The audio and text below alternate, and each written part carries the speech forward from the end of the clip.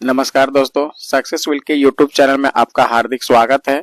तो जैसा कि हम लोग लुसेंट का जो हम लोग थ्योरी पार्ट कर रहे थे, ठीक है। तो आज हम लोग लुसेंट का जो हमारा रहेगा थ्योरी सेट क्या रहेगा, थ्योरी सेट हमारा 20 रहेगा। अभी तक हम लोग टोटल 19 सेट को कंप्लीट कर चुके हैं और 19 सेट हम लोग का क्या है कि एमसीक्यू पार्ट भी हमारा खत्म हो चुका है, ठीक है। तो आज हम लोग का पहला टॉपिक जिस प्रकार हमारा हर बार का रहता है हिस्ट्री का, और आज का हम लोग का पहला टॉपिक हिस्ट्री में मेडाइवल इंडिया यानी कि मध्यकालीन भारत में आज हम लोग मुगल साम्राज्य में क्या पढ़ेंगे, अकबर के बारे में देखेंगे कि अकबर का शासनकाल कितना से कितना रहा और वो क्या क्या इस है ना मुगल साम्राज्य में अपना क्या बोल सकते हैं दायित्व को समझे हैं, उसको हम लोग देखेंगे।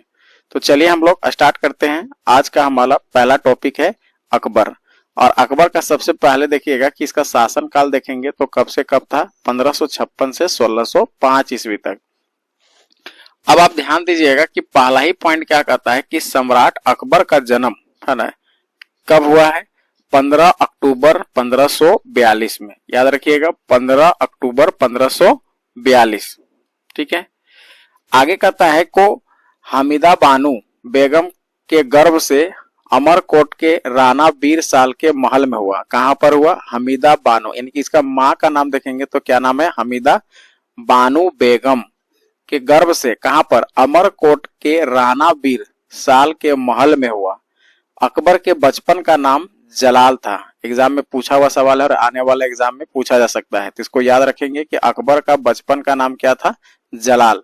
उसका राज्याभिषेक 14 फरवरी 1556 ईस्वी को पंजाब के कालानौर नामक स्थान पर हुआ। आगे देखिए तो यहाँ पर देखिएगा कि थोड़ा सा एक पॉइंट को समझने के 15 अक्टूबर 1542 को इनका जन्म हुआ, और आप सोच सकते हैं कि 1556 में इनका राज्याभिषेक हुआ, मैंने राजा बन गए। अब सोच लीजिए कि मात्र कितने साल का गैप हो रहा है, 14 वर्ष। यानी कि 14 वर्ष में इन्होंने क्या किया कि अपना राजपाट को संभाल लिए, ठीक है। उसका राज्याभिषेक देख लीजिए 14 फरवरी 1556 को हुआ। कहां पर, पंजाब के कालानौर नामक स्थान पर। अब यहाँ पर देखिएगा अकबर के समकालीन शासक, यानी कि अकबर जब शासन कर रहे थे उसी समय और कौन कौन इनके समकालीन शासन करते थे और कहाँ करते थे वो देखिएगा। पहला हमारा है रानी एलिजाबेथ, जो कि 1558 से 1603 ईस्वी तक इनका शासनकाल रहा, और कहा, इंग्लैंड में। शाह अब्बास 1588 से 1629 में ईरान में इनका शासनकाल था। अब कहता है जार ईवान चतुर्थ यानी कि चौथा बेसिलियनविच, ये थे 1530 से 1584 यानी कि रूस में। अब जार इवान फोर्थ जो थे बेसिलियविच इवान दी टेरिबल नामक एक कुख्यात था। अकबर का शिक्षक अब्दुल लतीफ ईरान विद्वान था। देखिएगा कि इनके शिक्षक का नाम क्या है, अब्दुल लतीफ ईरानी, अब्दुल लतीफ ईरानी, याद रखना है। आगे हमारा कहता है कि वह जलालुद्दीन मोहम्मद अकबर बादशाही गाजी के उपाधि से राज सिंहासन पर बैठे थे। याद रखिएगा कि ये अपना नाम जो है क्या रखे थे, जलालुद्दीन मोहम्मद अकबर बादशाही गाजी की उपाधि से राज सिंहासन पर बैठा था।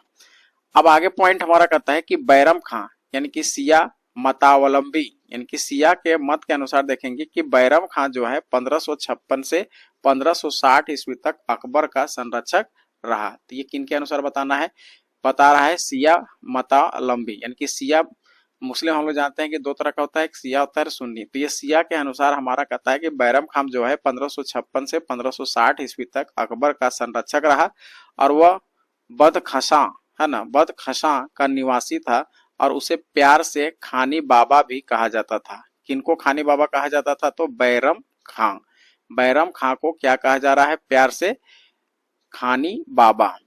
पानीपत की दूसरी लड़ाई 15 नवंबर 1556 ईस्वी को अकबर और हेमू के बीच हुई। अब देखिए पानीपत की है ना दूसरी लड़ाई किसके किसके बीच हुई थी, तो अकबर और हेमू के बीच में। याद रखिएगा किसके किसके बीच, एक तो अकबर और दूसरा होगा हेमू, ये दोनों के बीच में क्या हुआ था, पानीपत का दूसरा लड़ाई हुआ था। अब इस युद्ध में अकबर की विजय हुई थी और 31 जनवरी 1561 को मक्का की तीर्थ यात्रा के दौरान पाटन नामक स्थान पर मुबारक खां नामक युवक ने बैरम खां की हत्या कर दी। ये पॉइंट इंपॉर्टेंट है कि 31 जनवरी 1561 में मक्का की तीर्थ यात्रा के दौरान पाटन नामक, कहां पर, पाटन नामक स्थान पर मुबारक खां नामक युवक ने बैरम खां की हत्या कर दी। अब मई 1562 में देखेंगे अकबर ने हरम दल यानी कि क्या करा, हरम दल से अपने को पूर्णतः मुक्त कर लिया। अगला पॉइंट कहता है कि हल्दी घाटी का युद्ध 18 जून 1576 में हुआ। हल्दी घाटी का युद्ध, ये भी इंपॉर्टेंट है कि हल्दी घाटी का युद्ध कब हुआ था, तो 18 जून 1576 को मेवाड़ के शासक महाराणा प्रताप एवं अकबर के बीच हुआ। तो देखिएगा हल्दी घाटी का युद्ध किसके बीच में हुआ था, महाराणा प्रताप और अकबर के बीच में। इस युद्ध में अकबर विजयी हुआ और इस युद्ध में मुगल सेना का नेतृत्व मान सिंह एवं आसफ खान ने किया था। अकबर का सेनापति मान सिंह था और हल्दी घाटी युद्ध के समय देखेंगे तो कुंभलगढ़, कहां पर, कुंभलगढ़ राणा प्रताप का राजधानी थी। याद रखिएगा कि हल्दी घाटी युद्ध के समय जो कुंभलगढ़ राणा प्रताप का क्या था, राजधानी थी। और राणा की ओर से इस युद्ध में हाकिम खासूर के नेतृत्व में एक अफगान फौजी टुकड़ी भीलों की एक छोटी सी, है ना, छोटी सी क्या कर रहा है, सेना ने भाग लिया था। अब आगे कहता है महाराणा प्रताप की मृत्यु कब हुई, तो 19 जनवरी 1597। ये भी पॉइंट याद रखना है कि महाराणा प्रताप की मृत्यु हुई जो है कब हुई है, 19 जनवरी, है ना, 1597। एक सख्त धनुष की प्रत्यंचा चढ़ाते समय अंदरूनी चोट लग जाने के कारण हो गई। मतलब क्या होता है कि धनुष में जो होता है रस्सी जो इस प्रकार पे, उसको चढ़ाने के दौरान क्या हुआ, अंदरूनी चोट लग गई थी। किसी तरह हो सकता है छटक गया होगा और चोट लग गया होगा, जिससे पता नहीं चल पाया कि इनको कहां पर चोट लगा है, जिसके कारण 19 जनवरी 1597 को उनकी मृत्यु हो गई। अब आगे देखिए कहता है कि हल्दी घाटी के युद्ध के बाद राणा प्रताप ने डूंगरपुर, कहां पर, डूंगरपुर के निकट चावड़ में नई राजधानी बनाई थी। तो देखिए राणा प्रताप जो है, यानी कि जब हल्दी घाटी के युद्ध के बाद डूंगरपुर के निकट कहां पर बनाए थे, चावड़ में नई राजधानी बनाई। महाराणा प्रताप के घोड़े का नाम चेतक था। ये भी एग्जाम में पूछता है कि महाराणा प्रताप का जो घोड़ा था उसका क्या नाम था, चेतक। क्या नाम है, चेतक, याद रखना है। चेतक एवं हाथी का नाम राम प्रसाद था। देखिए एक आदमी के जिस प्रकार से नाम होता है उस प्रकार से उनका हाथी का नाम था राम प्रसाद और चेतक। घोड़ा का नाम चेतक और हाथी का नाम राम प्रसाद। अब कहता है मई, देखिए ये सब तो हम लोग आगे किए हैं, कहां से, हाँ आगे देखेंगे। कहता है कि दीने इलाही, है ना, क्या कहता है, दीने इलाही धर्म का प्रधान पुरोहित अकबर था। अब यहाँ पर देखिए ये मुख्य पॉइंट है कि दीने इलाही धर्म का जो प्रधान पुरोहित था वो कौन है, अकबर। दीने इलाही धर्म स्वीकार करने वाला प्रथम एवं अंतिम हिंदू शासक राजा बीरबल था। ये याद रखिएगा, दीने इलाही धर्म को स्वीकार करने वाले अंतिम, प्रथम और अंतिम, यानी पहला भी और अंतिम भी कौन है, बीरबल।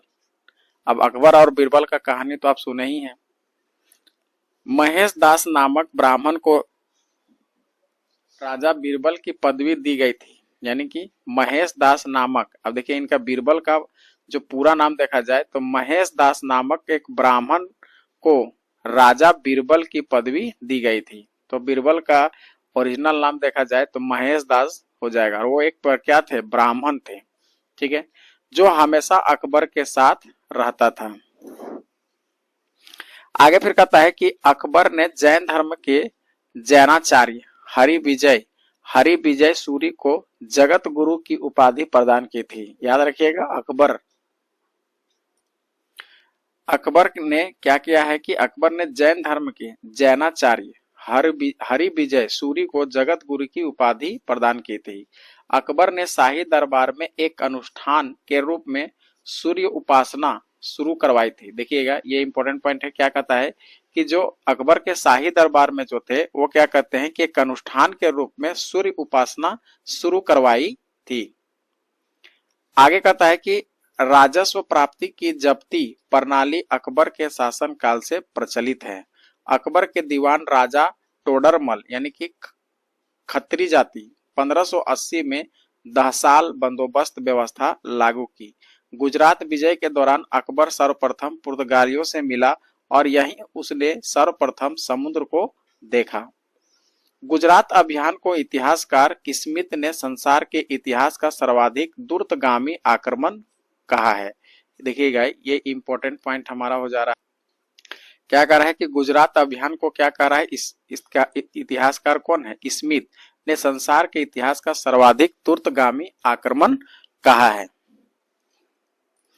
अब आगे देखिएगा, कहता है कि अकबर के दरबार के है ना प्रसिद्ध चित्रकार कौन थे, अब्दुल समद। यहाँ पर जितने भी लूसेंट में पॉइंट रहते हैं ना भाई, वो सब एग्जाम के लिए इंपॉर्टेंट है ना। कोई भी ऐसा एग्जाम नहीं है जहां से लूसेंट आपको नहीं है ना पास करवाएगा। लूसेंट आप कम से कम कर लेंगे तो इतना तो मान के चलेंगे कि आपका एग्जाम निकल ही जाएगा। भले आप टॉप नहीं कर पाएंगे लेकिन आपका एग्जाम निकल जाएगा। आप टॉप करने के लिए तो भाई थोड़ा सा डीपली नॉलेज लेना ही पड़ेगा, लेकिन आपको एग्जाम क्वालिफाई करना हो तो लूसेंट को पूरी तरह से क्या कर लेना होगा, एकदम घोल के पी जाना होगा, जिसको बोलते हैं ना कि घोल के पी जाना।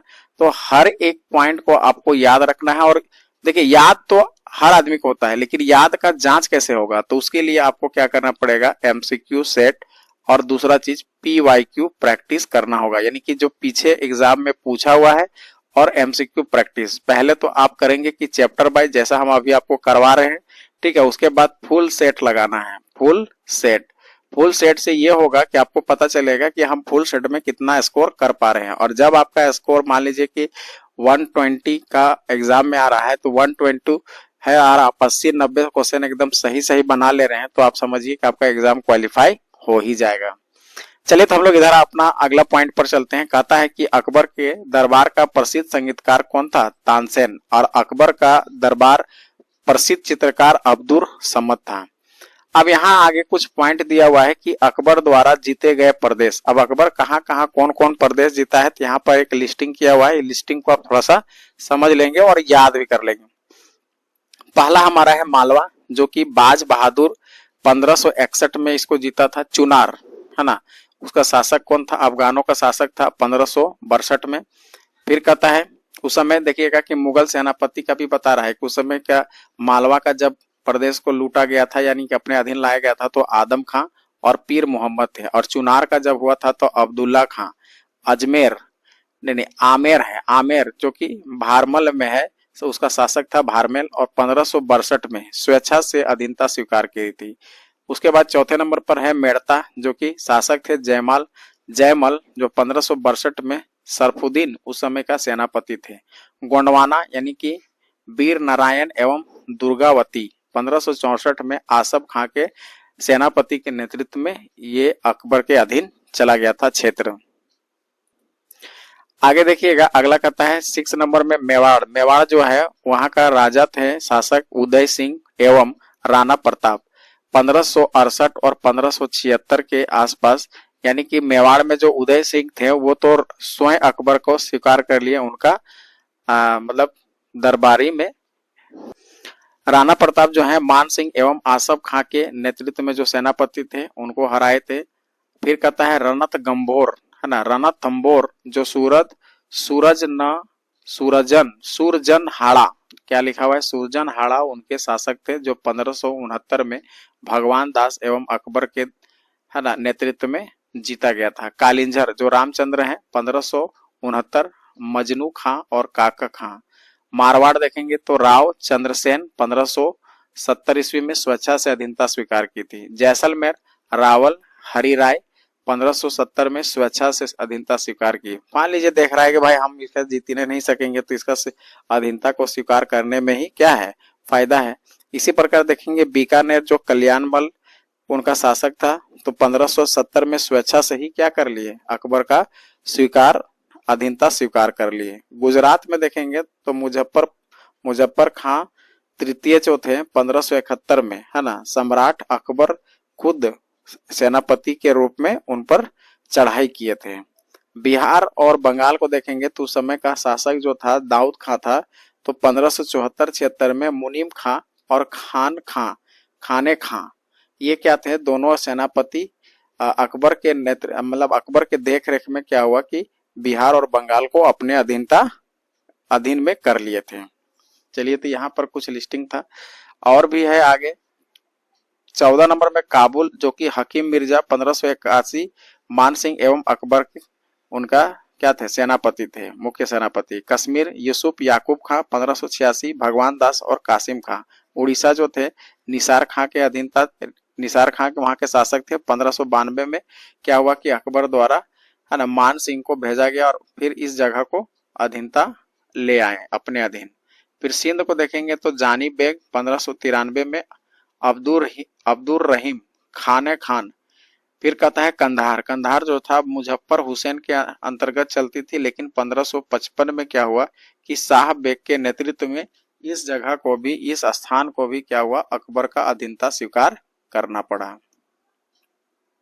अब आगे देखिएगा दक्षिण भारत में कुछ इनका देखेंगे तो खानदेश अली खां के शासक थे और 1591 में, और मुगल सेनापति स्वेच्छा से है ना अधीनता स्वीकार की थी। दौलत खां चांद बेबी जो कि 1599, मुराद अब्दुल रहीम खाने खान, अबुल फजल अकबर, ये जितने भी थे सब यहाँ पर इनका चढ़ाई करके अधीनता को स्वीकार करवाया। फिर कहता है अहमदनगर बहादुर शाह चांद बीवी, ठीक है, 1600 ईस्वी में क्या हुआ। फिर असीरगढ़ मीरन बहादुर 1601 में। अकबर या अकबर का अंतिम अभियान था। तो एग्जाम में यहाँ से ये सवाल पूछ सकता है कि बताइए अकबर का अंतिम अभियान कौन सा अभियान था। असीरगढ़, है ना, मीरन बहादुर उस समय का वहां के शासक थे, और कब, तो 1601 में। ये अकबर के द्वारा बहुत से जगह को अधीनता किया गया, तो बहुत ऐसे जो कार्य हैं अकबर के द्वारा अच्छे कार्य भी किए गए। कुछ यहाँ कार्य के बारे में मेंशन किया हुआ है, तो आप ध्यान में रखें कि एग्जाम में डायरेक्टली सवाल पूछा जाता है। जैसे कि दास प्रथा का अंत कब हुआ, तो 1562 में। किसके द्वारा, अकबर के द्वारा। अकबर को हर मदल से मुक्त करने का डेट क्या है, 1562। तीर्थ यात्रा कर समाप्त करने 1563। जजिया कर समाप्त करना 1564।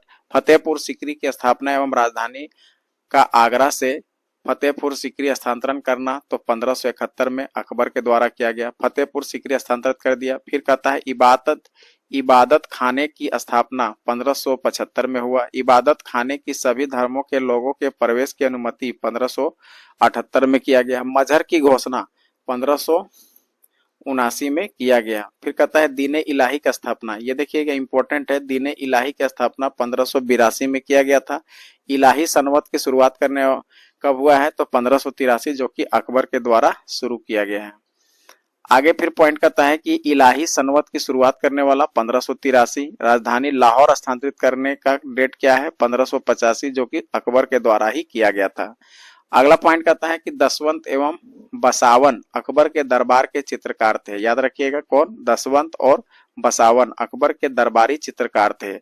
अकबर के शासनकाल के प्रमुख गायक है ना तानसेन, बाजपुर बहादुर, बाबा रामदास एवं बैजू बावरा थे। संगीत सम्राट तानसेन का जन्म 1506 ईस्वी में हुआ था। ये इंपॉर्टेंट पॉइंट है, इसको भी थोड़ा सा ध्यान में।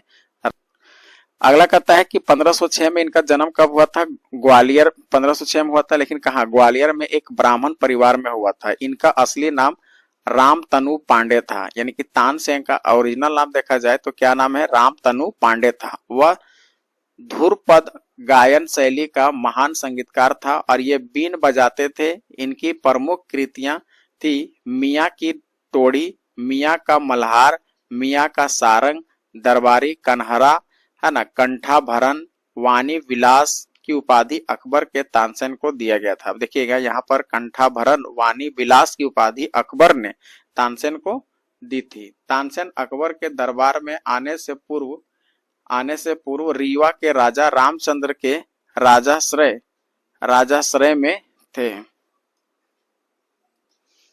देखिएगा तानसेन अकबर के दरबार में आने से पूर्व ये क्या थे, रीवा के राजा रामचंद्र में राजाश्रय में थे, ये भी ध्यान रखना है। अकबर के काल में स्वामी हरिदास भी एक महान संगीतज्ञ थे और ये वृंदावन में रहकर भगवान की उपासना करते थे। एक मत के अनुसार देखेंगे तो हरिदास तानसेन के गुरु थे, जबकि कुछ विद्वान हरिदास एवं तानसेन दोनों को मान सिंह तोमर का शिष्य बतलाते हैं। यह भी प्रचलित है कि हरिदास का गाना सुनने के लिए अकबर को इनकी कुटिया पर जाना पड़ा, क्योंकि इन्होंने अकबर के दरबार में जाने से मना कर दिया था। इनका कहना था कि वे केवल अपने भगवान के लिए ही गाते हैं, दरबार से उनका कोई सरोकार नहीं है।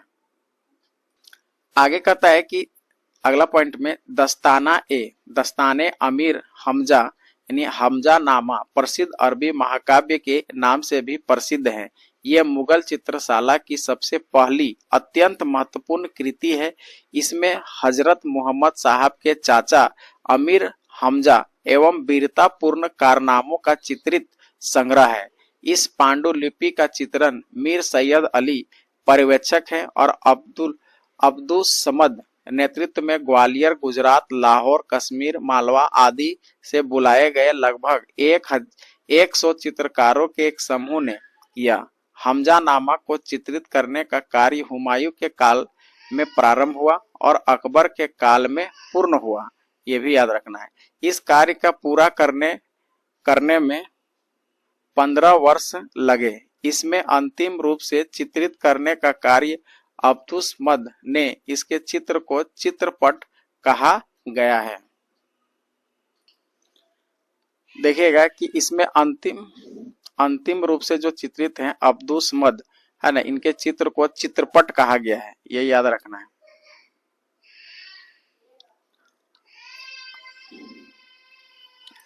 अगला पॉइंट कहता है कि अकबर के शासन प्रणाली की प्रमुख विशेषता क्या है, कि ये क्या लिखा है, मनसबदारी, याद रखिएगा मनसबदारी प्रथा थी। ये पॉइंट इंपॉर्टेंट है कि अकबर के शासन प्रणाली की प्रमुख विशेषता थी कि ये मनसबदारी प्रथा थी और अकबर के समकालीन प्रसिद्ध सूफी संत शेख सलीम चिश्ती थे। अकबर की मृत्यु 15 अक्टूबर 1605 ईस्वी को हुई। इसे आगरा के निकट सिकंदरा में दफनाया गया। यह भी एग्जाम में पूछा हुआ सवाल है। स्थापत्य कला के क्षेत्र में अकबर की महत्वपूर्ण कृतियां देखेंगे तो दिल्ली में हुमायूं का मकबरा, आगरा का लाल किला, फतेहपुर सीकरी में सलीम महल, दीवाने खास, पंच महल, बुलंद दरवाजा, जोधाबाई का महल, इबादत खाना, इलाहाबाद का किला और लाहौर का किला, ये सब स्थापत्य कला में इनका अपना दबदबा बनाया हुआ था, यानी इनके द्वारा बनवाया गया था। अकबर के दरबार को सुशोभित करने वाले 9 रत्न थे। याद रखिएगा 9 रत्न कौन कौन है, इनमें से हो सकता है एग्जाम में पूछेगा, बताइए कि अकबर के दरबार में 9 रत्न में इनमें से क्या नहीं था। तो क्या था उसको याद रहेगा तो नहीं वाला आपको पता चल ही जाएगा। तो देखिएगा हमारा पहला क्या था कि अबुल फजल, ठीक है, 1551 से 1602। फिर दूसरा है फैजी 1547 से 1595। तीसरा हमारा तानसेन, चौथा हमारा बीरबल है ना, पांचवा है टोडरमल, छठा है राजा मानसिंह और सातवां है अब्दुल रहीम खाने खाना और 8वां नंबर पर फकीर अजीउद्दीन और 9वां है हमारा मुल्ला दो प्याजा।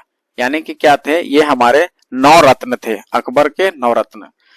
अबुल फजल का बड़ा भाई फैजी अकबर के दरबार में राजकवि के पद पर आसीन था और इसने भास्कराचार्य की पुस्तक लीलावती का फारसी में अनुवाद किया। इसे फारसी काव्य का मास्टर भी माना जाता है।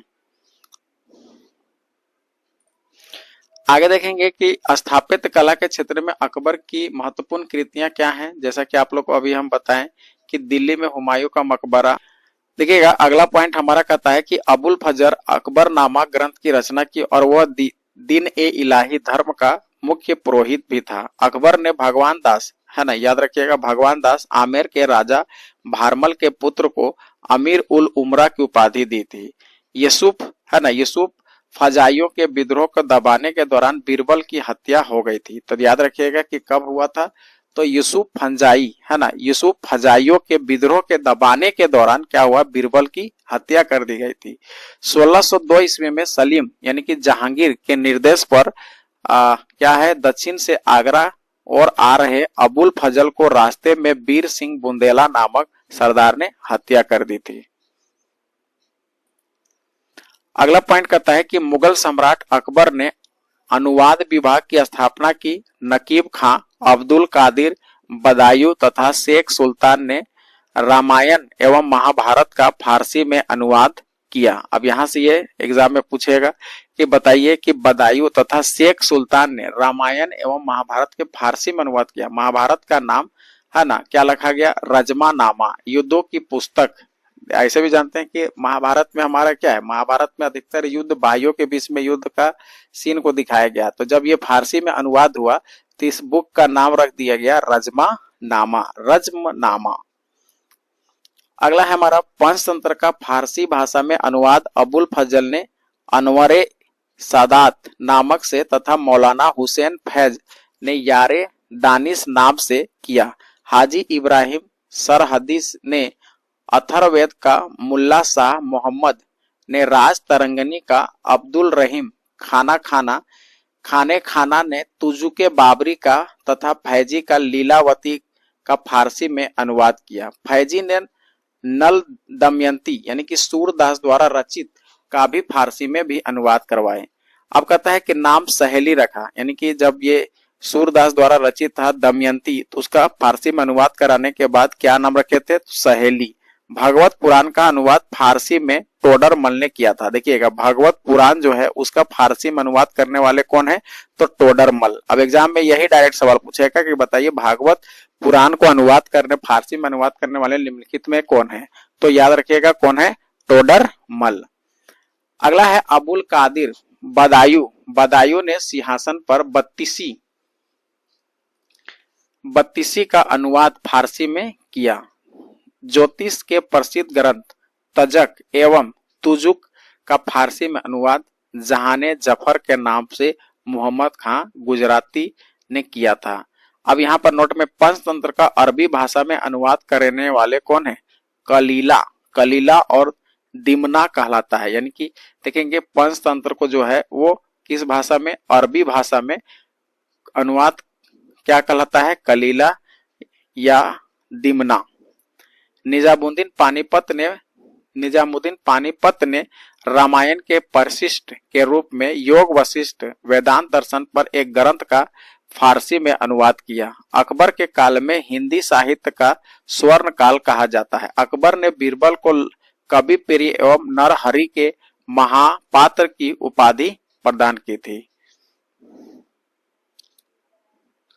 आगे फिर कहता है कि बुलंद दरवाजा का निर्माण अकबर ने गुजरात विजय के उपलक्ष्य में करवाया था। जो बुलंद दरवाजा बनवाए थे तो कब बनवाए थे, गुजरात विजय का उपलक्ष्य में बुलंद दरवाजे को बनवाया गया था। 4 बाग बनाने की परंपरा अकबर के समय शुरू हुई है। अब एग्जाम में यह भी सवाल पूछा हुआ है कि 4 बाग बनाने की परंपरा किसके काल में शुरू की गई है, तो किसके काल में, अकबर के काल में। अकबर ने सीरी कलम की उपाधि अब्दुल असमद को, एक जड़ी कलम की उपाधि मोहम्मद हुसैन कश्मीरी को दिया गया है। नोट में है कि मुगलों की राजकीय भाषा फारसी थी। याद रखिएगा कि मुगलों की जो राजकीय भाषा है वो क्या है, फारसी भाषा है। अकबर नकारा यानी कि नगाड़ा नामक वाद्ययंत्र बजाता था। देखिए जो अभी हम लोग नगाड़ा बोलते हैं है ना, जो बहुत उसमें बैस की मात्रा ज्यादा होती है, तो वो क्या करते थे, अकबर बजाया करते थे।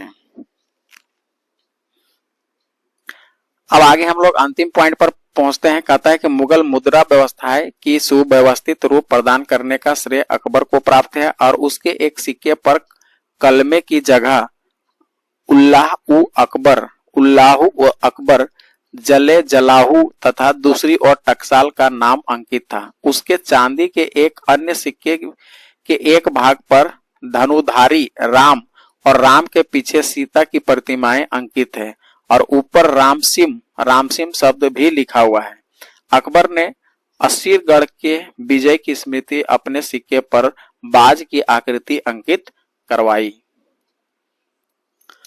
अब देखिए हम लोग का हिस्ट्री पार्ट खत्म हो गया। अब हम लोग का क्या है कि भूगोल को हम लोग देखेंगे। तो भूगोल में आज हम लोग का पार्ट है भारत के पर्वतीय नगर, यानी कि पर्वतीय नगर जो है हमारा है ना, वो कहाँ पर है, कहाँ कितना ऊंचाई में है, ये हमको देखना है। तो पहला हमारा यहाँ पर लिस्टिंग किया हुआ है गुलमर्ग, जो कि जम्मू कश्मीर में है और इसकी हाइट देखेंगे तो कितनी है, 2651 मीटर। ये सबसे ऊंचाई पर है। कौन, गुलमर्ग, जो कि जम्मू कश्मीर राज्य में है। ये नगर है गुलमर्ग। एग्जाम में पूछेगा कि बताइए कि निम्नलिखित में से सबसे ऊंचा पर्वतीय नगर निम्नलिखित में क्या है, तो गुलमर्ग आपको ध्यान में रखना है। इसकी ऊंचाई कितनी है, तो 2651। इसी तरह हम लोग फटाफट क्या करते हैं कि इनको देख लेते हैं लिस्टिंग में। उसके बाद है ऊटी जो कि तमिलनाडु में 2286 मीटर। फिर शिमला है हिमाचल प्रदेश में 2206 मीटर। पहलगांव जो है जम्मू कश्मीर में है 2195 मीटर। दार्जिलिंग जो है पश्चिम बंगाल में 2134 मीटर। काडाई कनाल जो है तमिलनाडु में है 2133 मीटर। लेस डाउन जो है उत्तराखंड में है 2118 मीटर। डलहौजी जो है हिमाचल प्रदेश में है 2035 मीटर। इसके अलावा देखेंगे 7वें नंबर पर बता रहा है लेस डाउन जो उत्तराखंड में है, ये भी बता दिए। डलहौजी भी आपको बता दिए। मसूरी, मसूरी देखेंगे उत्तराखंड में है, तो एग्जाम में डायरेक्टली पूछेगा मसूरी कहाँ है, तो भाई उत्तराखंड में है ना, जहां पर यूपीएससी का ट्रेनिंग सेंटर भी है मसूरी में। 2005 मीटर ऊंचाई पर है। फिर कोटगिरी है जो तमिलनाडु 1981 मीटर है। मुक्तेश्वर जो है उत्तराखंड में है 1974 मीटर की ऊंचाई पर है। और नैनीताल जो उत्तराखंड में है 1938 मीटर के ऊंचाई पर। इसके अलावा देखेंगे 13 नंबर पर है कसौली। कसौली कहां पर है, तो हिमाचल प्रदेश 1890 मीटर की ऊंचाई पर। उसके बाद है कुन्नूर तमिलनाडु में है 1859 मीटर के ऊंचाई पर। गैंगटॉक जो कि सिक्किम में है 1850 मीटर की ऊंचाई पर। मनाली, मनाली जो हिमाचल प्रदेश में है 1829 मीटर की ऊंचाई पर। रानीखेत उत्तराखंड में है 1829 मीटर की ऊंचाई पर। रांची झारखंड है 670 मीटर की ऊंचाई पर। मिरिक जो है पश्चिम बंगाल 1800 मीटर की ऊंचाई पर है। श्रीनगर जम्मू कश्मीर है ना 1768 मीटर पर है। कोटलिम जो तमिलनाडु में है 1676 मीटर की ऊंचाई पर। और आगे देखेंगे तो भुआली जो है उत्तराखंड में 1650 मीटर। अल्मोड़ा उत्तराखंड 1646 मीटर। शिलोंग जो मेघालय में है 1496 मीटर। सोलन जो है हिमाचल प्रदेश में है 1496 मीटर। फिर कहता है कि नंदी हिल्स जो कि कर्नाटक में है 1474 मीटर।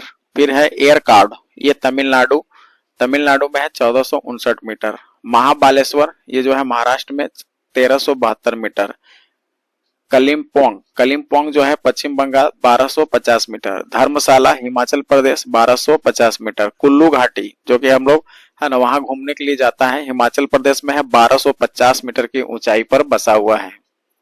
और आगे देखिएगा माउंट आबू कहां पर है, तो राजस्थान में 1219 मीटर की ऊंचाई पर। पंचगानी महाराष्ट्र में है 1219 मीटर। मन्नार केरल में है 1158 मीटर।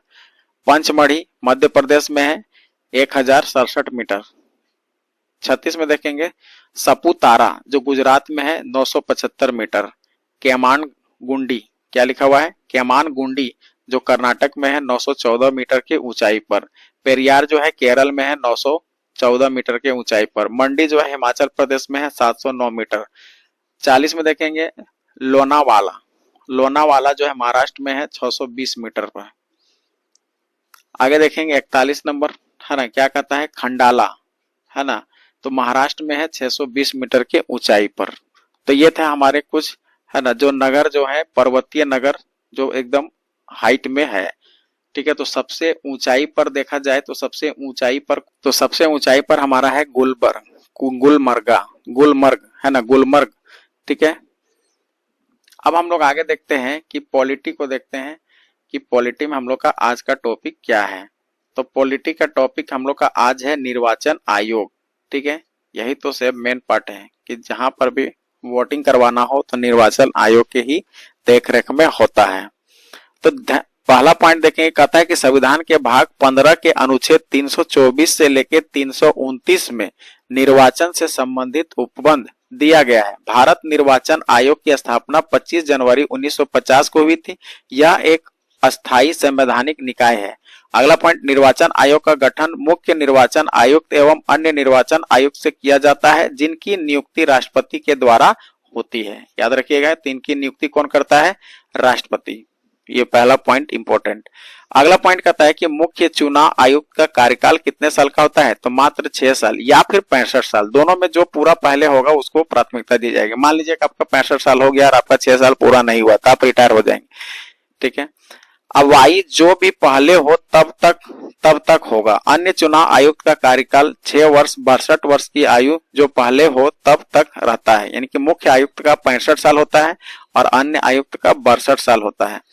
मुख्य चुनाव आयुक्त और अन्य चुनाव आयुक्तों में सर्वोच्च न्यायालय न्यायाधीशों के बराबर वेतन एवं भत्ते प्राप्त होते हैं। पहले चुनाव आयोग का एक सदस्यीय आयोग था, अब परंतु अक्टूबर 1993 में 3 सदस्यीय आयोग बना दिया गया है। निर्वाचन आयोग के मुख्य कार्य क्या है? तो पहला कार्य है चुनाव क्षेत्र का परिसीमन, दूसरा कार्य है मतदाता सूचियों को तैयार करना, है ना, तीसरा हमारा है विभिन्न राजनीतिक दलों का मान्यता प्रदान करना और चौथा हमारा है राजनीतिक दलों को आरक्षित चुनाव चिन्ह प्रदान करना। अगला हमारा पांचवा काम है चुनाव करवाना। छठा काम है राजनीतिक दलों के लिए आचार संहिता तैयार करवाना। तो देखेंगे यहाँ पर कुल 6 कार्य दिए गए हैं और 6 कार्य को एकदम ध्यान में रखिएगा। तो आप देखिएगा पहला कार्य हमको क्या बताए? चुनाव क्षेत्र में परिसीमन, दूसरा हमारा मतदाता सूचियों को तैयार करना, तीसरा विभिन्न राजनीतिक दलों की मान्यता प्रदान करना और चौथा हमारा है राजनीतिक दलों को आरक्षित चुनाव चिन्ह प्रदान करना। यानी कि जो भी चिन्ह है, जैसे बीजेपी का मिला है कमल छाप, तो कमल छाप किनके द्वारा दिया गया है? निर्वाचन आयोग के द्वारा।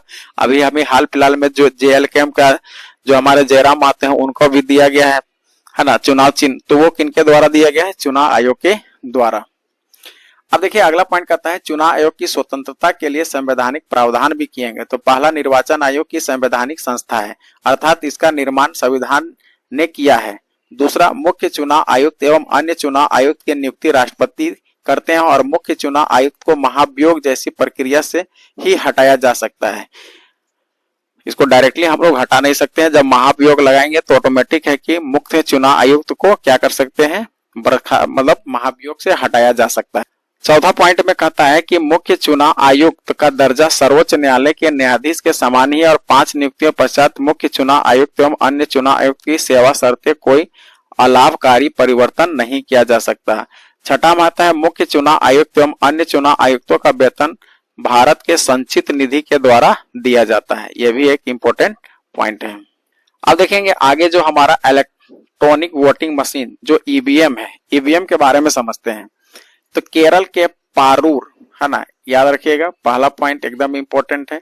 केरल के पारूर विधानसभा के 50 बूथ पर इलेक्ट्रॉनिक वोटिंग मशीन का प्रयोग पहली बार मई 1982 में किया गया था और नवंबर 1998 में मध्य प्रदेश के 5 और राजस्थान के 5 एवं दिल्ली के 6 विधानसभाओं में चुनाव में बड़े पैमाने पर ईवीएम का प्रयोग किया गया था। और अब तो हम लोग देखते हैं कि ईवीएम के बिना वोटिंग नहीं होता है, केवल एक पंचायत चुनाव को छोड़कर। पंचायत चुनाव इसलिए होता है क्योंकि उसमें 3-4 को अब उतना गांव में करवाना पॉसिबल नहीं है ईवीएम मशीन, इसलिए क्या होता है कि उसमें बैलेट पेपर से होता है। बाद बाकी जितने भी चुनाव होते हैं सब ईवीएम मशीन से होते हैं।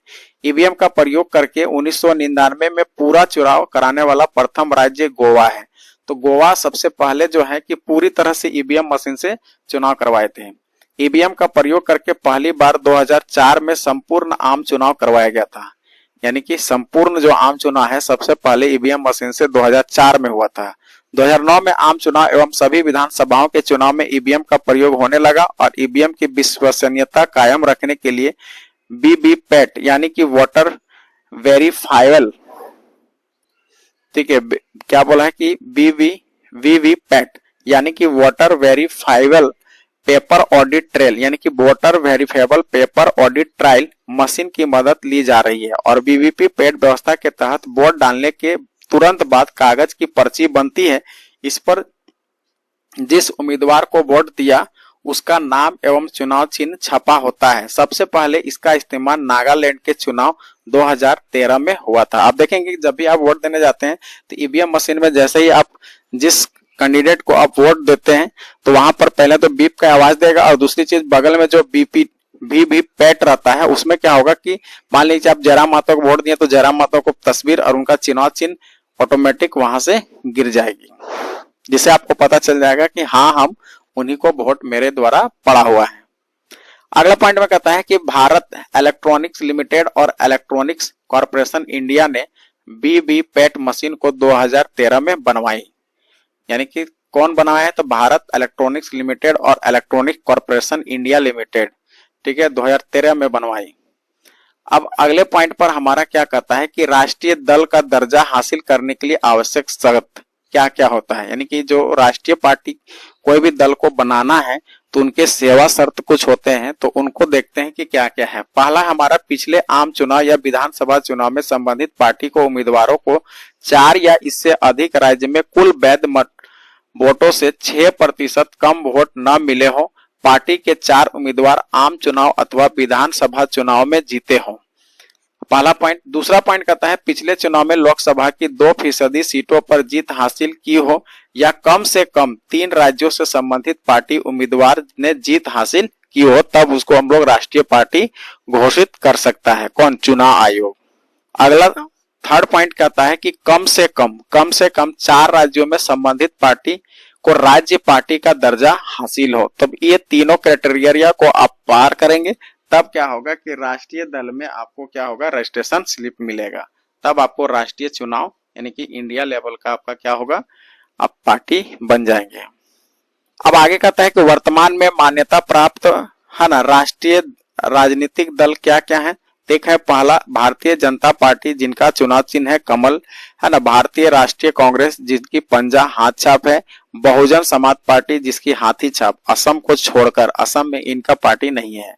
भारतीय कम्युनिस्ट पार्टी जो कि मार्क्सवादी पार्टी के गिनती में आता है, यह हसिया बाली यानी हथौड़ा और तारा यानी हसुआ बाली का छाप है इनका। नेशनल पीपुल्स पार्टी जो कि पुस्तक छाप है। तो आम आदमी पार्टी जो झाड़ू है। तो टोटल यहाँ पर कितने हो गए, 1 2 3 4 5 6, तो 6 वो हमारा क्या है, राष्ट्रीय पार्टी है। इसके अलावा देखेंगे मतदाता का फोटो युक्त पहचान पत्र। अभी आप देखेंगे कि आपके पहचान पत्र में आपका फोटो भी रहता है। देखेंगे मतदाता का फोटो युक्त पहचान पत्र चुनाव आयोग द्वारा 1993 के चुनाव में जाली मतदान और कुछ मतदाताओं पर नियंत्रण के लिए मतदाता के फोटो युक्त पहचान पत्र का उपयोग किया गया।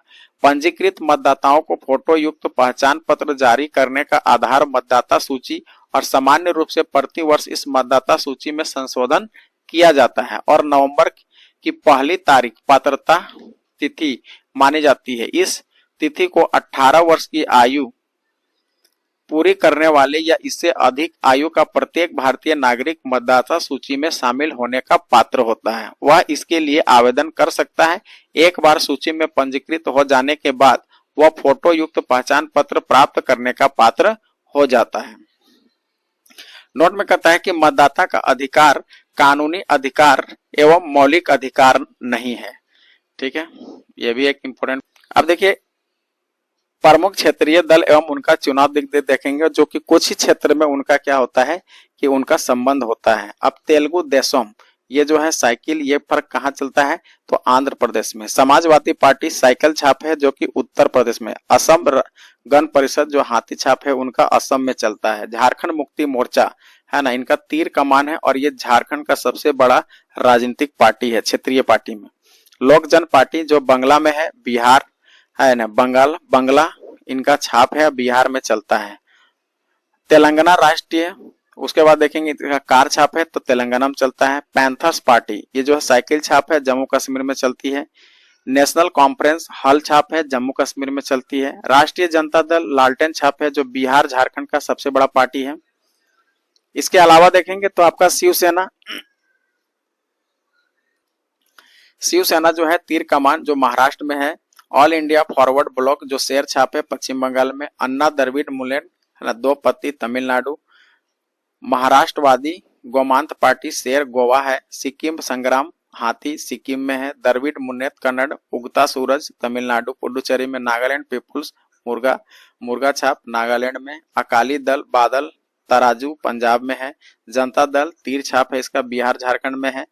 ठीक है, मुस्लिम लीग सीढ़ी छाप है इनका केरल में है। इसके अलावा आप देखेंगे झारखंड में बहुत से छोटे मोटे पार्टी हैं, है ना, जैसे कि आसू पार्टी है, अभी जेएलकेएम का पार्टी है। ठीक है, और भी पार्टियां और भी राज्य में है। तो यहाँ कुछ ही लिस्टिंग किया गया है, कम से कम इतना आपको याद होना चाहिए। ठीक है, तो कम से कम आपको राष्ट्रीय पार्टी जो 6 है उनको याद रखना है, बाद बाकी क्षेत्रीय पार्टी तो बढ़ते रहता है। अब हम लोग का आगे पार्ट है हमारा करंट अफेयर। तो देखिएगा करंट अफेयर आप देखेंगे कि आज का अभी का एग्जाम का पैटर्न में देखेंगे तो सबसे अधिक जो है करंट अफेयर से ही रिलेटेड सवाल पूछे जा रहे हैं, इसलिए करंट अफेयर कम से कम साल भर का पढ़ना है। तो अभी हम लोग अगस्त 2024 से जुलाई 2024 तक का जितने भी इम्पोर्टेंट प्रश्न बन रहे हैं उसका हम लोग इस सेशन में कर रहे हैं और लगातार इसी तरह का हम लोग चलते रहेगा, ठीक है। जब तक हमारा एग्जाम नहीं निकल जाता तब तक ये कार्य चलते रहेगा, ठीक है।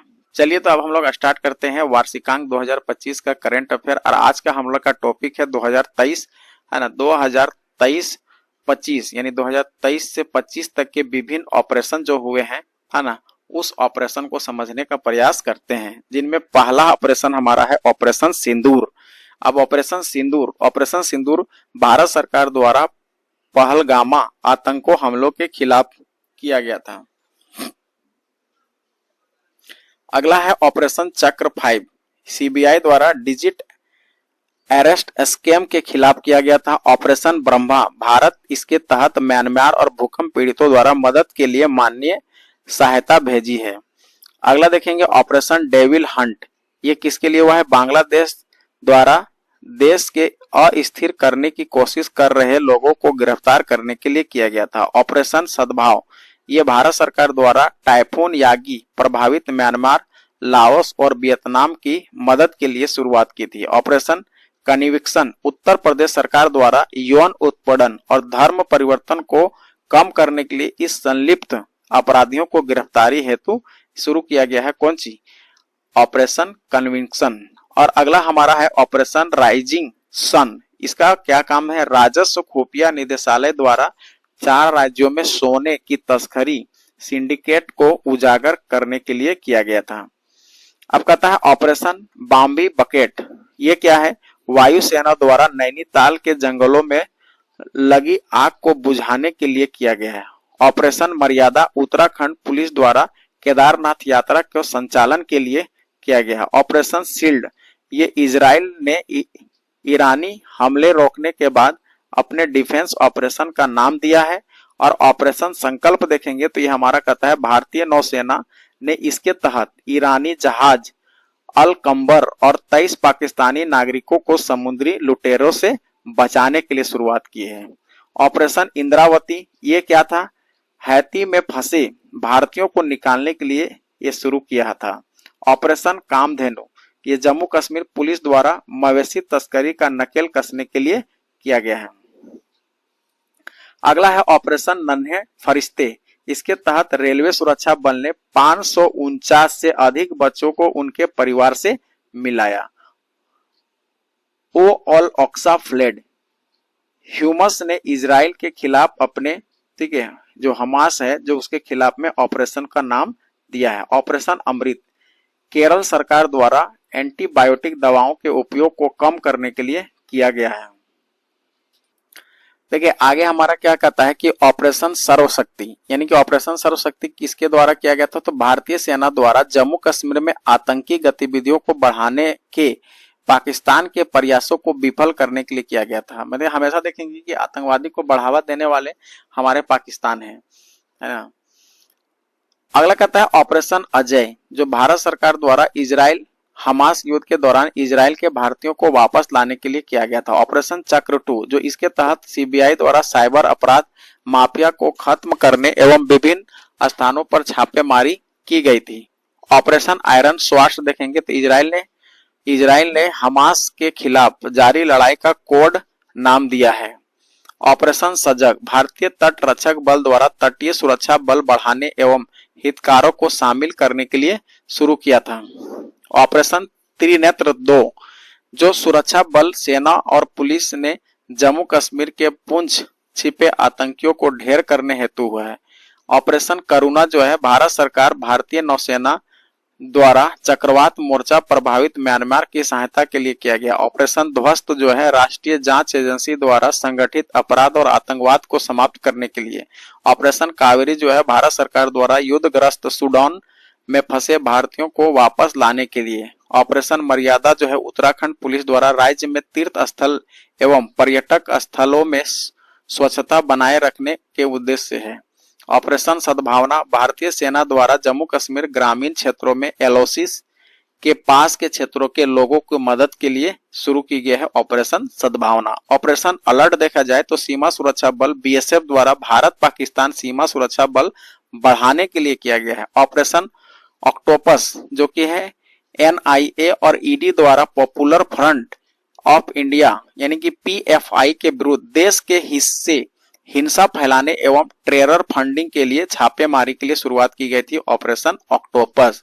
ऑपरेशन दोस्त जो है भारत सरकार द्वारा भूकंप प्रभावित तुर्की एवं सीरिया के मदद के लिए वायुसेना C-17 ग्लोबास्टर विमान लगाया गया। ऑपरेशन गरुड़ जो है सीबीआई द्वारा ड्रग नेटवर्क खत्म करने के लिए शुरुआत की गई थी।